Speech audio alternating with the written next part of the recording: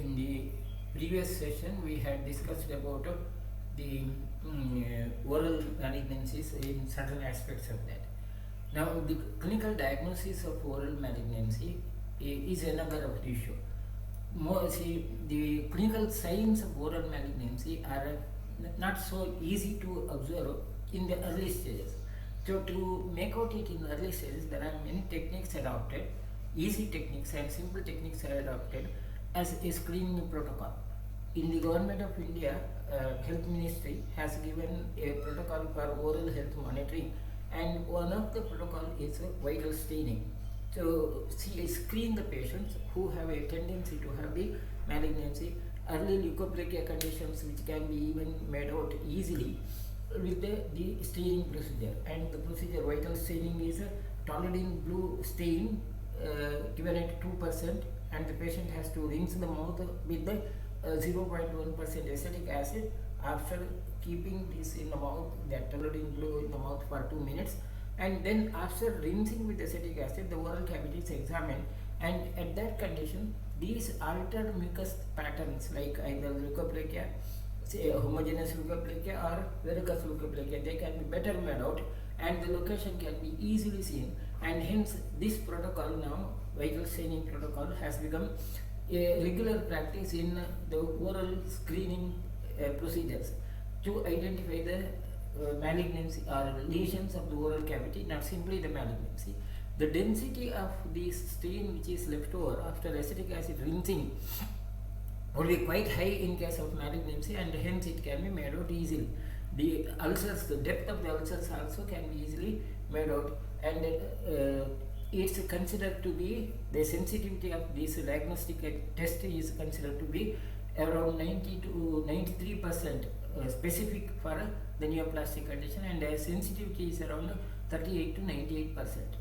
Now, another a bit sophisticated technique of identifying this would be a fluorescence visualization, where a fluorescence light is used to make out which is considered to have 98% sensitivity, and this also now is used in the screening protocols. Where you use a fluorescent light, and with the fluorescent light it can be made out, the lesions can be better seen with the fluorescent light. And one of the important device by DST, Department of Science and Technology in India, that's Oroscan, which is very convenient, handy, and this has become universally very popular, where the images can be better made out. That Oroscan instrument is now considered to be one of the contributions of Indian technology in the diagnosis of oral cancer, and which is also now being used in the screening procedures. And of course, our dental department has this Oroscan instrument. Then the oral cytology, for cytology, collection of the tissues from the oral cavity, one of the usual or simple measures is the oral brush cytology. These brushes are disposable brushes are available. With this you can just rub the area where you have suspected the lesion, and that can take up some cells, catch some cells, which again can be used for cytology. So diagnosis of oral lesions are relatively simpler with the cytology. Of course, the next part is about the biopsy. There are many more techniques which are being developed to diagnose, which are not regularly practiced, that DNA methylation biomarker, mRNA biomarker, protein biomarker, and even artificial intelligence systems also now are being developed, which are not yet in regular practice. From our regular practice is vital staining, cytology, and imaging, oral imaging. And then of course is the issue of the biopsy. Now, oral cancer screening has become one of the essential parts of the National Health Program. Now, National Health Program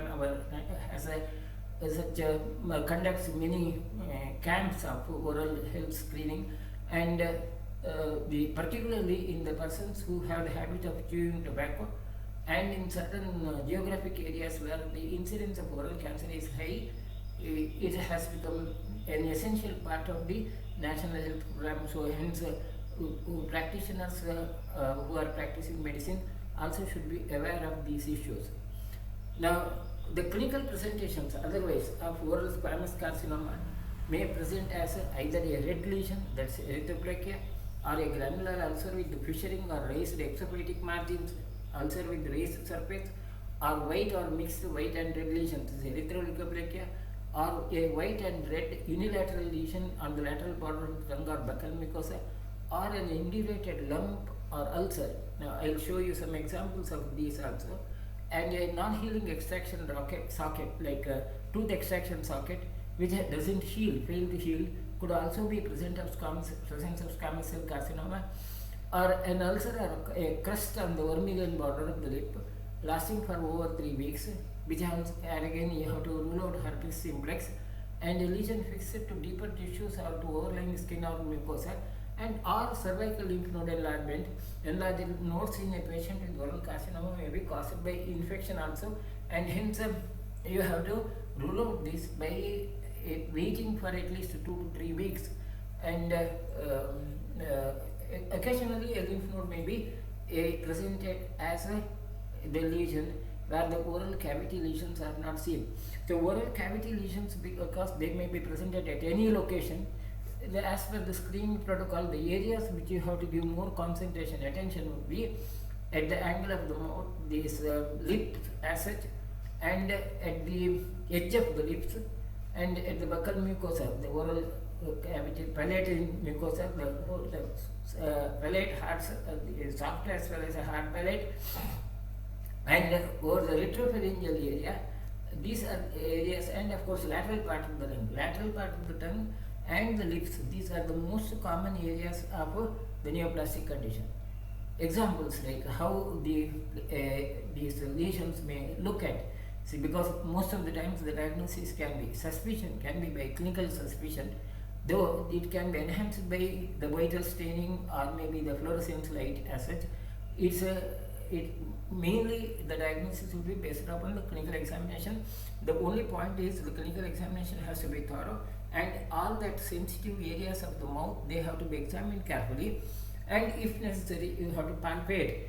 When you palpate, the lesions can be better made out. The visible appearance of the lesions, erythroplakia would be seen as a reddish patch, as you see over here the images. Erythroleukoplakia would be a mixed lesion where a part of that could be whitish and some areas would be reddish. Whether these conditions would present with the pain as a symptom or not, again it can be varying. Some of the patients may have absolutely painless lesion, whereas in some it could be pain, or it could be a symptom related to certain specific food substance. When they take the irritant food substances, they may have the pain as such. Whereas a granular ulcer, which is very characteristic of a tumor, and these can be better palpated. When you palpate over the lateral part of the tongue, it can be easily made out. A granular ulcer with the fissuring or raised exophytic regions, margins are raised and look like some exophytic, something different from the other areas of the tongue. This is very typical of the malignancy. And whenever you have such a deep ulcer, the most common cause for this kind of a deep ulcer could be some friction. The dentures which are not placed properly, they may produce irritation, and due to continuous irritation, a carcinoma could produce, and squamous cell carcinoma produced due to that would be the characteristic feature. The leukoplakia is one more of the usual presentation, where you will have a whitish lesion which cannot be just peeled up. So once you find that whitish plaque, it's better that you palpate it with a gloved finger, see whether it can be peeled up. If it is peeled up, it could be just an addition over the area, and a leukoplakia cannot be peeled up. And if a leukoplakia has become now very deeper, then even there could be induration which can be palpated. And another unusual presentation of the squamous cell carcinoma is particularly tobacco-induced carcinomas, a reddening of the soft palate. The soft palate would be is a reddish and whitish velvet-like appearance is seen over the palate, over the tongue, as well as in the supraglottis area. This could be also the signs of the oral malignancies. A squamous carcinoma is more commonly seen in the lateral part of the tongue, which can even result in erosion of the tongue, or it may be presented as a elevated lesion over the edge of this palatal mucosa, or sorry, oral mucosa, raised surface, which also may be associated with the candidiasis. So, presentations of the oral carcinoma could be of a different pattern. A cancer developing at the gingiva at the root of the tongue, very often after some dental procedures like root canal, or maybe artificial dentures which are seen, or even it could be even produced as after the lesion which doesn't heal after the tooth extraction. After the tooth extraction, the wound doesn't heal. That also could be a presentation with carcinoma, of course, advanced carcinoma. Now, once the carcinoma is made out, the important is about the staging of the carcinoma. The severity of the disease can be presented or discussed with the predicted with the staging, and the staging is in the same category as TNM, but the numerical value given for the TNM is a GX is where it cannot be assessed, but already excised, like if it is already removed. T0 is no evidence of primary tumor or occult primary. Then TIS is carcinoma in situ. T1 is equal to or less than 2 cm or and in greatest dimension, the widest area. T2 is more than 2 cm but less than 4 cm. T3 is more than 4 cm. Again, T4A is where there is a local advancement where the cheek or lip and is involved along with the involvement of the bones, skin or the alveolar nerve. Or T4B is very advanced local disease where there is a involvement of the masticatory space and the whole this oral cavity has become open. Even it may be involving the internal carotid artery. Then the N grading, that nodal grading would be N0 is no nodal metastasis, N1 single on the same side ipsilateral equal to or less than 3 cm. N2A is single ipsilateral but in between 3 to 6 cm. N2B is multiple ipsilateral on the same side, ipsilateral means on the same side, and could be more than 6 cm. And N2C is where it could be bilateral or even there could be a lesion on the opposite side also, and a few only on the opposite side, not on the same side. Then it is a N2C, and N3 is where there could be single or multiple bilateral or contralateral with more than 6 cm size. And distant metastasis is N0 and N1. It's also can be staged into stage 1, 2, 3 and stage 4A, B or 4C depending upon the same issue. T1, N0, M0 is stage 1, and this staging is important to plan the treatment, and the guidelines about what should be the approach, whether the surgery or the radiation, is based upon that. Now, though we will not go into the high details of this issue, certain of the issues are necessary. When the patient comes for an opinion, you should be able to give an opinion. And this, whatever I have given as these guidelines, these are the latest guidelines based upon the statistical analysis of the results. Earlier, the protocol was different. Earlier, a few years earlier, the preference was radical surgery. Every patient was subjected to surgical excision. Now, the approach would be to conservation of the tissue, and as far as the surgery would be avoided. Now, the current protocol, the latest guideline, I am just giving the latest guideline. Maybe in a few years, these guidelines again may change. The current guideline for stage 1 and 2 would be primary treatment of oropharyngeal cancer is a surgical resection only, local resection, or a definitive radiation therapy. Surgery is the preferred approach, except for some patients who may have early lip or retromolar trigone and soft palate cancer, where the surgery would be difficult. Surgery would produce a huge, significant deformity as such. And radiation therapy is preferred for patients who may not be able to tolerate surgery. Radiation dose depends upon the tumor size. That's one.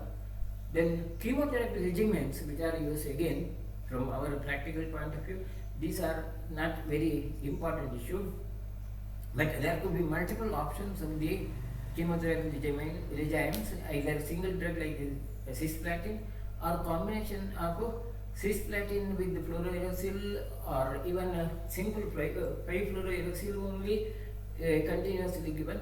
Now these are based upon histopathological evidences, and the current protocols guidelines are any of these 7 options, and the selection of the 7 options is based upon the experience of oncologists as well as the type of the tumor histopathological observations, histopathological findings. Even mitotic figures of the lesion also would predict that. So I will not go into that complex issue as such. Then the next part is about the malignancies of the palate, oral cavity. Of course, palate also is involved, and the palate lesions, the important would be their clinical presentation would be quite atypical. They may not be seen as ulcers, and it's difficult to palpate. Many times it may remain as asymptomatic conditions, and this incidence of the palatine cancer is more in India, particularly in India, amounting to 50% of all palatine cancers in all over the world. They are presented in India. So, and that's because of supposed to be the habit of chewing this pan. So, from that point of view, it's important. See, in India, oral cancers, palatine cancers are more common. The next is in the lateral part of the tongue. That's a next common lesion. The other lesions are not so frequent. And the histological findings of this hard palate malignant neoplasms are squamous cell carcinoma involves 53%, cystic carcinoma, adenoid cystic carcinoma around 15%, and mucoepidermoid carcinoma are 10%, adenocarcinoma 4%, anaplastic for 4%, and others are 14%. The appearance of the lesion would be a palatine mass, bleeding, a foul odor, or due to ill-fitting dentures and either edentulous patients, persons who do not have teeth at all, or loose tooth, may be presenting with the symptom of the palatine cancer. These are the common ones.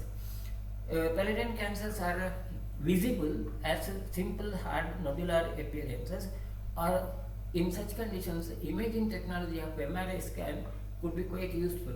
MRI scan gives you the idea of the depth of the lesion, how far it is involving the area, the structures which could be involved. They can be made out with the MRI scan, and MRI scan is one of the important issues as well. Extension beyond the heart palate is very common in case of palatine tumors. In about 70% of the patients, by the time clinically diagnosed the palatine tumor, there would be an extension which makes the issue more complicated. Even it can involve the nasal sinuses, and the patients can present with different sort of presentation. Because the palatine lesions are usually painless, patient might not observe the palatine tumor in the beginning stage, and the patient may present with either it could be like a speech impairment due to the velopharyngeal involvement, the pharyngeal involvement, and hence the patient may have either impaired speech or impaired swallowing activity, or even the quality of the speech could be affected due to the involvement of the sinuses. That it suggests about more severe extension, which is quite common now. These days, this has become quite common, where a palatine lesion may be extending into the sinuses and presenting with these symptoms of either altered voices or altered swallowing functions. Or another of the presentation of palatine tumor would be the hyperesthesia at the palatine area, which involves the trigeminal nerve, and hence the patient may have symptoms of acute pain which may resemble a trigeminal neuralgia. Trigeminal neuralgia is again a vague condition which could be produced due to multiple causes. So a patient presenting with the trigeminal area nerve pain, you have to examine the palate and rule out the palatine tumor. Then of course you have the multiple other causes also for the trigeminal neuralgia, but this is also one of the important issues. If there is a extension beyond and involves the skull base, then or even it may intracranial structure like foramen rotundum also could be involved. In such conditions, corneal reflexes could be affected, or even neurological features could also be presented. Dental numbness, the sensations of the denture being absent, also would be suggestive of epidural invasion, but not so common. The most common is a involving of the sinuses or the trigeminal area. The other rare presentations could be middle ear effusion, also could be suggestive of a nasopharyngeal extension and hence the patient may have either pain in the ears or discharges from the ear or even altered sensation in the ear areas. Or it could also present with the trismus, that rigidity of the oral cavity, or there could be altered denture alignment of the denture may affect it, which presents with the malocclusion, and pain also could be involved with the presentations due to involvement of the pterygoid muscles. These are not so common. Then extension to the gingiva requires assessment because dental sockets, they may be the pathway for the invasion of the deeper structures of the maxillary bone or maxillary sinuses, and hence when you use the dental sockets, they have to be gingiva presenting ulcers, whole dental socket should be examined. This is one of the important protocol of the dental practice, dentistry as such. Nasal floor involvement also can occur due to direct extension from the palate. Now, prognosis of these lesions with all the advanced technologies, the latest recent involvement would be the survival period of these patients is a comparatively lower. 5-year survival period is comparatively lesser, or rather is the graph shows like the most flora and mandible lesions, red line, and palatine lesions is greyish line or blackish line, and the base of the tongue and oropharynx lesions, buccal mucosa in these specific areas, this presentation. The important is a 5-year survival period is majority of the patients would die by 5 years. 20 to 25 years survival period is very low, and the prognosis of all oral cancer is comparatively low. Among them, the base of the tongue and oropharynx lesions have the poorest of the prognosis. Almost beyond 10 years survival is extremely low. Then from the ayurvedic point of view, of course, the description of the lesions are described in the text with the different descriptions, either as the Kachapa, Kurmopsanah, Avedana, Ashikrijanma, Araktaha, Neha Kachapa Shleshmanaxyat, in the palatine lesions, or Talvar Buddha, Padmakaram, Talamadhyarishofam. These are the exact description of the same, or Mansasangata, or even it could be Galogha, or the oral cavity. The deep lesions are diagnosed as such. But one of the major problems with our management would be the limitation of the oral intake, because the person has a oral lesion, the oral consumption would be affected. Administration of the medicines, even Kanchanara or Arogavardhini also, would have a practical difficulty in such patients, and hence the clinical outcome of these would be quite difficult. The other supportive treatment would be after the surgery or after the radiation to postpone the recurrence. Maybe we may prescribe, usually I prescribe Kanchanara Arogavardhini as usual prescribed Kumaryasava, or depending upon the dosha lakshanas in that patient presentation, we may prescribe any of the drug, and the results, whether it really helps in prevention or postponement of the secondaries, would be again doubtful. Maybe certain patients may have a better quality of life with the treatment as such. Then the next part is about the laryngeal cancer, not so significant, but as such, but according to the incidence now, the incidence of the laryngeal cancer is estimated as 12,300 men and women with the diagnosis with cancer, 0.6% of all new cancer cases in 2023. So as far as the incidence is concerned, it's not a very common incidence, but from the clinical point of view, there are certain significant issues because it presents with the presentation of the voice altered, and one of the important differential diagnoses in patients with the altered voice presentations. And the prognosis also would be poor. Out of 12,000, 3,820 deaths have been occurred due to the laryngeal cancer because of the delay in the diagnosis and difficulty of the procedures. Now, causes, as far as the causes are concerned, tobacco use is considered one of the causes, ethanol or consumption of alcohol, male sex, human papillomavirus is another of the condition. From Indian point of view, the papillomavirus induced laryngeal cancers are more common than the others. Old age and diets low in green leafy vegetables or diet rich in preserved meats and dietary fats, particularly packed food, metal or plastic workers, exposure to paint, exposure to diesel and gasoline fumes, exposure to asphalt, that it's one of the industrial pathology, exposure to chemicals is one of the causes, and patients who have laryngopharyngeal reflexes, like after surgery. The clinical presentation would be again quite atypical. The most common presentation is a altered voice, dysphonia or aphonia, where the voice could be altered or there could be loss of voice at all. Or dysphagia, even it could be difficult in swallowing, which is most suggestive of involvement of the deeper glottic area or the supraglottic area. And the aspiration also could be the presentation.